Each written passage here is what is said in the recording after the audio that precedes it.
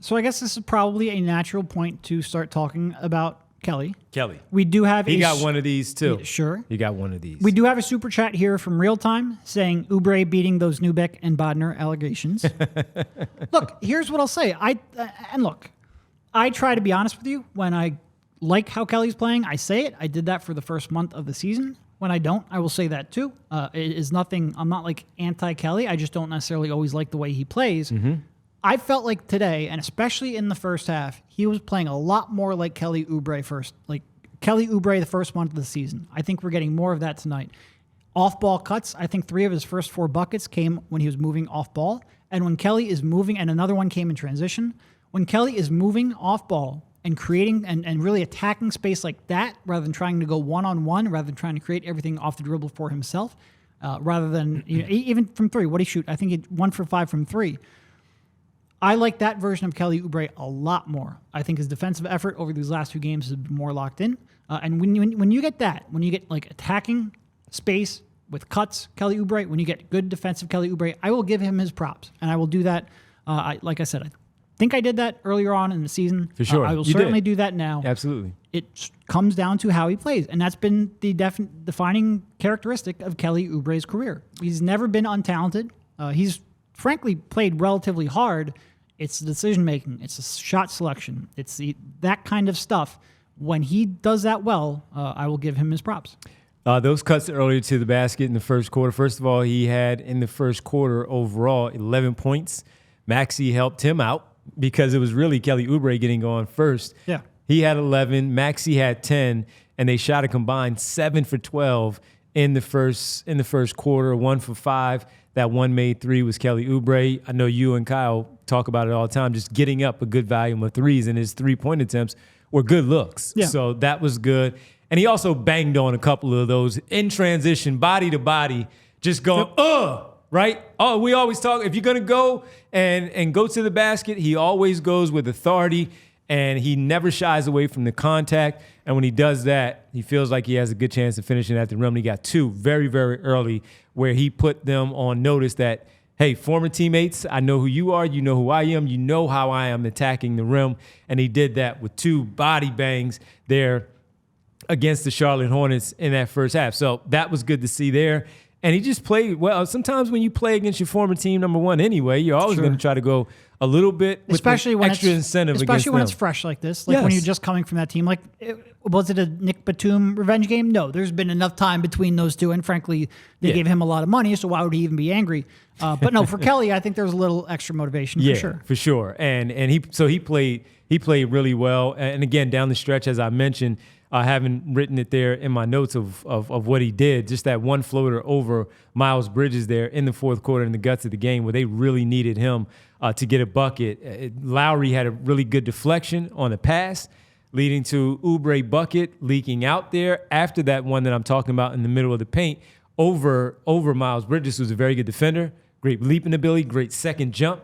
Kelly Oubre, though, caught him off balance a little bit and got the leaner over him for that bucket. And then again, when Lowry with a good deflection in the middle of the paint, hitting Kelly Oubre out in the open floor, bucket and 1. That made it 100-93 under 2 minutes of play. They definitely needed that. He was just really good overall in this game. Defensively, very active, as you talked about, because you needed somebody to defend Trey Mann, who had it going, so you needed somebody to account for him.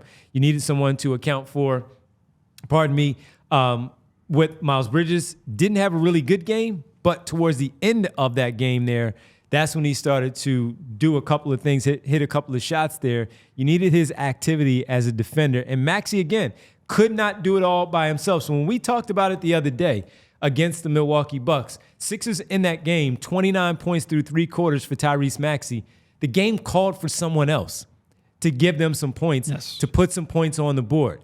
They did not have that in that Milwaukee game, not from Tobias Harris, not from Kelly Oubre, not from Buddy Hield, from no one offensively to help Tyrese Maxey to give that effort in the fourth quarter to carry them over that team, that better team, for the victory. Tonight they got that. So again, Maxey playing well there throughout the entirety of the game, but you got a good balance from both he and Kelly Oubre tonight, and then you get those later buckets from Buddy Hield, Paul Reed playing very good in the fourth quarter with the offensive rebounds, had a nice drive to the basket along the baseline where he did not make the basket, but he got fouled, got to the free throw line, and made 2 when they needed that as Charlotte and the Sixers were going back and forth. So Oubre, to do what he did in that late part of the fourth quarter, exactly what we talked about on Thursday against the Milwaukee Bucks, where they did not get enough from the supporting cast with Maxey carrying the load through the first 3 quarters. They certainly got that from Oubre and everyone else there in the fourth quarter to carry it home and pick up this win.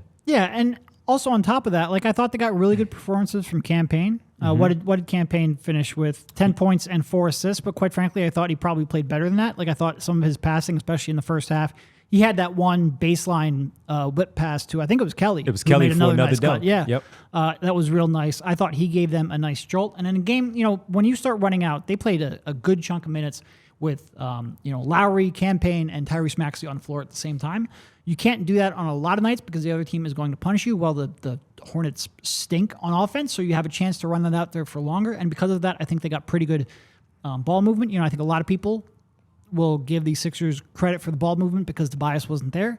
That helps, but your guards still have to make creative passes. Your off-ball players still have to cut. And I think everybody did that, and that's in part because you were able to run out 3 guard lineups as long as you were able to. So I want to give Campaign a little bit of credit there.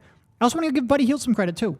He came out and he was, I think, scoreless in the first half in like just 6 minutes of play. Really low minute total. Didn't really do much with it. Came out and had 14 in the second half and was pretty critical down a stretch. And even Kyle Lowry. Kyle Lowry shot 1 for 5 from the field, but I thought he made some really nice passes. I think Kelly's first, I don't remember if it was dunk or layup, but first bucket of the game came off of a real nice cut where Kelly cut from the top of the key. Lowry was on the ring, made a bullet pass to him that was right on point. He had a number of those.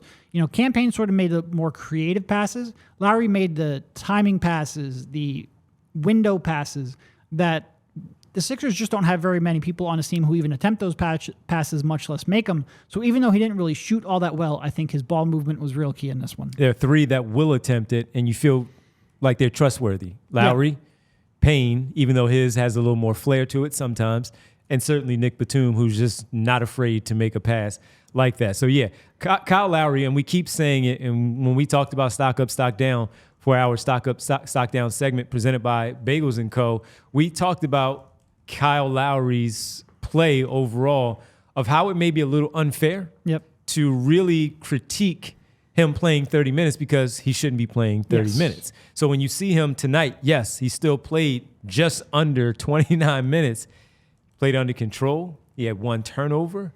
He had seven assists to lead the team.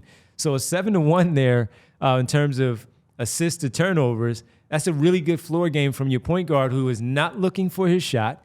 He is always looking to get the ball to the other player because they feel like he has a better matchup, whether it's him trying to quick slip screen to get the defender to switch off and try to get that mismatch there for his teammate, or just him simply having to hoist up the shots because against the shot clock, they need to get a shot off. Or the ball swinging and he feels like it's a good rhythm pass where he gets the shot off to attempt that 3-pointer. I don't mind that because that's what he needs to do. That's what he's out there for. And he's a good help team defender still at this stage of his career where he's not the same one-on-one defender that he had the reputation for in the past. So Kyle Lowry, I thought, was good tonight. Not necessarily a revenge game for him against his former club, which he never suited up again but a good game nonetheless, and they needed it again. 7 assists, just 1 turnover in just under 29 minutes. They needed all of that from Kyle Lowry. So good passes, and that Campaign pass was right in front of us. Yeah, he was double teamed. He looked like he was trapped. Yeah, and found a way to get out and still left-handed and just drilled that thing to Kelly Oubre for that baseline pass for the dunk. We all silly like the mayor.